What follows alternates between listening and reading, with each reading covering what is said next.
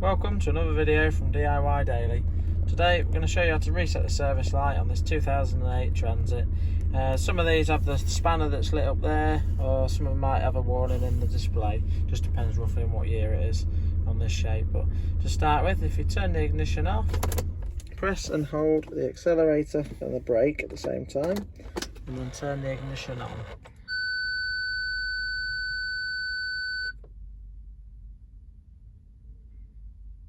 Keep the pedals depressed.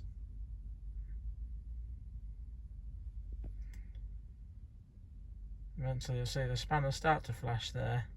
Release both buttons and you see the spanner light's gone out now. And you can turn the ignition off, back on again, and that spanner light will now go out. Thanks for watching and see you next time.